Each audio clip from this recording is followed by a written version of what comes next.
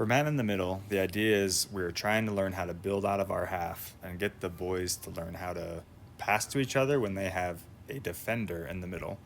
So organization for this drill is pretty simple. We're gonna most of our players start at one end of the pitch. You see I've got two goals set up.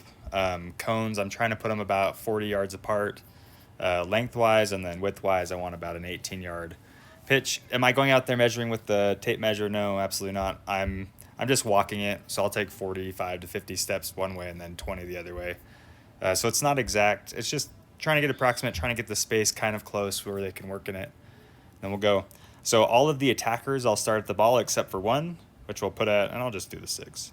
We'll put him up high. And then the defending side, so the 3 players who are going to be my defenders are going to start out, and I want to start them out about that 25 to 30-yard mark just to kind of represent the build-out line where they'd stop if the goalie had the ball. So the idea in this drill is that a player is going to start here. As soon as they start dribbling, the 7 and 6, the red 7 and the blue 6 can move. And so ideally the 7's coming down trying to take the ball away, and the 6 is trying to move in such a manner that they can get a pass from the first attacker or from the base attacker. So this drill is good. We're trying to measure how we're getting away from the ball, how we're calling for the ball, communicating, especially when there's a man in the middle, which often happens when we're building out of our half. And really it could happen anywhere on the field.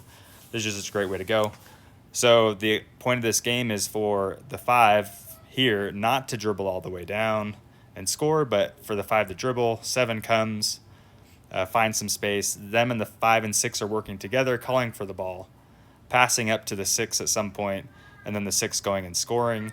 Or if it's a weaker pass, the 6 gets too close, or something happens where the 7's able to catch up, the 5 continues to attack, and they work together to basically outnumber the opponent and score, right? And then the 7, to make it game-like, the 7 is trying to win the ball back, right? So he's trying to take the ball away from the 5 and score a goal on the opposite goal.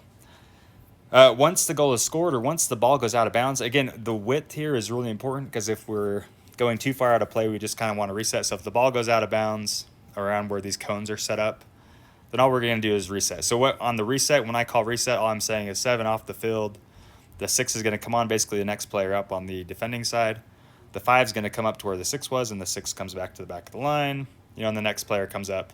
And then you have a bunch of balls stationed. You can see I have a bunch of balls here, so that we can get as many repetitions as we can. Ideally, I'd go for 8 minutes, take a 2-minute break. We'd talk about what's going on, play another 8 minutes, switch out who's defending, who's attacking, play for another 8 minutes, take a 2-minute rest, again, where you get water, and we can talk about what's happening in the drill. And then again, we rotate once again, and the last 3 players, if I had 9 players, right, which is our typical team size, the last 3 go on defending, and the attacking players continue to rotate. So each time the ball goes out of bounds or out of play, we rotate, new players in. Anyway, it just gets a lot of repetition. We're trying to get it as many times as we can. We're trying to get it discussed so the boys can start figuring out, when I don't have the ball, how do I move away from the defender?